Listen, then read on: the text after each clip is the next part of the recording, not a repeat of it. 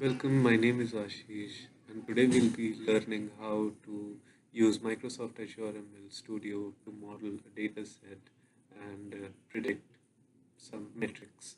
So, first of all, we need a data set for that we can get from Kaggle.com, and I got this one, and you can go here and download, and you can get the train file, which I have right here as the CSV file, and you can use it directly in the Microsoft Azure ML. So you can go here, go to the training data set.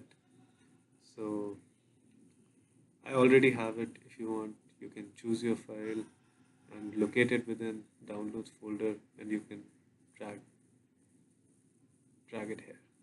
Once you have the training file here, you can go to the experiments and you can start a new experiment, and you can start with it. So first you need a data set. First of all, what we'll do is build the algo, and then we can connect and provide the values quickly. So first you need the data set, and then you can clean the values, clean the missing values. So basically this will clean the values within the data set. After cleaning the values, you need to select the columns that are relevant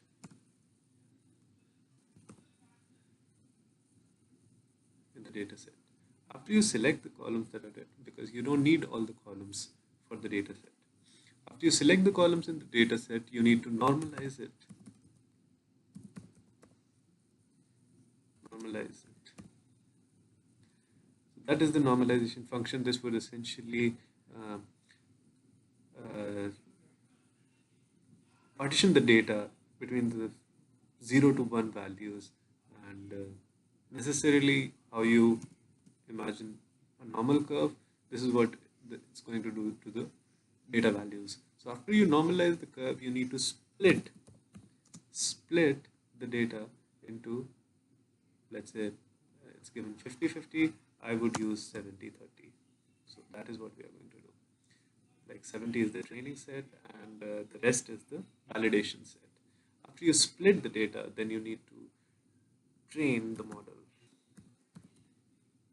And by training the model, I mean that you need to have a proper function that could be a decision tree, as we have learned. Decision tree, and we could use this one as a good metric, a decision tree. After we use the decision tree and the training model, we can next go on to score the model,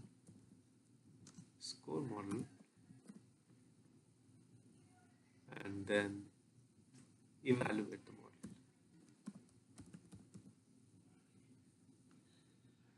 Now we can quickly connect all these metrics.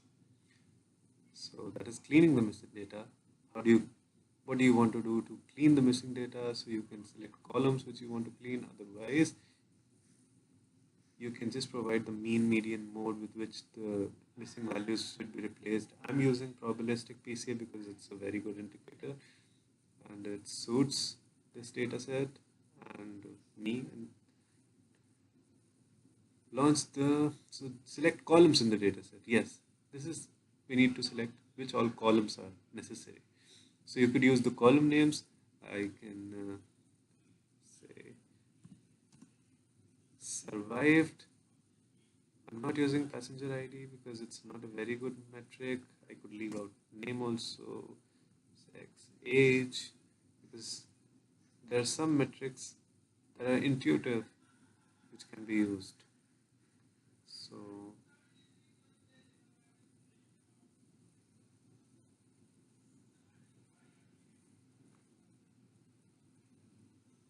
okay, so it's showing it twice because we have repeated it.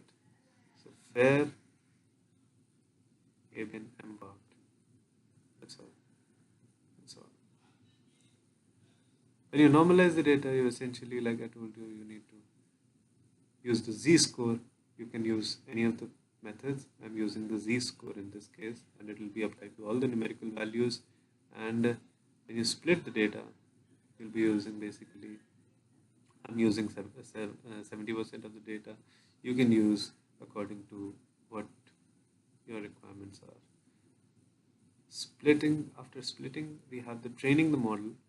Training the model, after training the model, I'm scoring the model. But once you split the data, one part of it would go into training the model, and other part of this would go into scoring the model. And after you score the model, you would evaluate the model. And since it's a red sign here, we'll just quickly look at it, what it says. Oh, launch column selector. So we need to select the column which needs to be predicted. So it's survivor ID. Survived people who are there. That is more or less done. Let's hit the run button, and this will give us the correct result, or nothing is correct. This would give an intuitive idea as to what our model would look like. Let's see what we get the value as, and we can get some metrics out of it. Remember, all these two class boosted decision trees, these metrics can be adjusted according to our requirements. So it's done. Let's see what the metric says. You can go to evaluation result, visualize, and you see that our model is 80% accurate.